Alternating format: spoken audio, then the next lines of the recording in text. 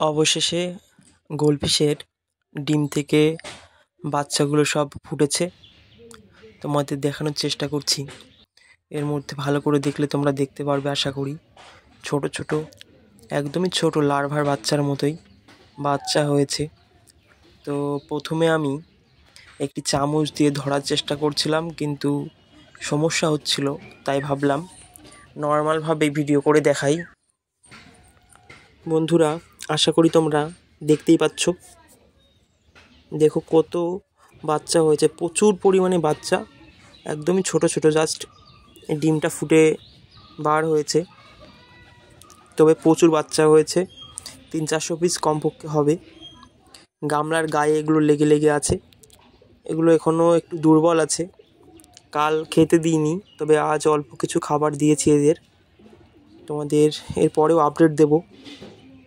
আশা করি তোমরা বুঝতেই পারছো। গামলার চারিধারে এবং যে গাছটি রয়েছে সেই গাছের মধ্যেও প্রচুর পরিমাণে বাচ্চা হয়েছে। এগুলো এখন অতটা নড়াচড়া করছে না, যেহেতু এগুলো বড় হতে একটু টাইম লাগবে।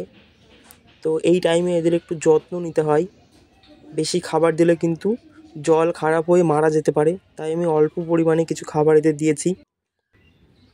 আমি গামলার চারিপাশে ভিডিওটা করে তোমাদের দেখানোর চেষ্টা করছি, এবং প্রতি পাশেই সব জায়গাতেই কিন্তু এমন প্রচুর পরিমাণে বাচ্চা লেগে আছে।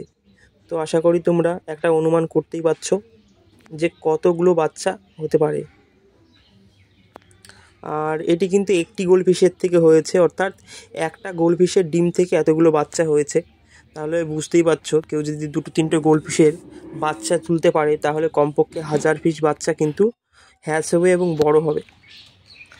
আমি ট্যাঙ্কটি আরেকবার দেখিয়ে দিচ্ছি তোমাদের। এই ট্যাঙ্কের থেকেই আমি এই ডিমগুলো পেয়েছিলাম, এবং সেই ডিম থেকে বাচ্চা হয়েছে। তোমরা কেউ গোল্ডফিশ নিতে চাইলে আমার সাথে কন্ট্যাক্ট করতে পারো।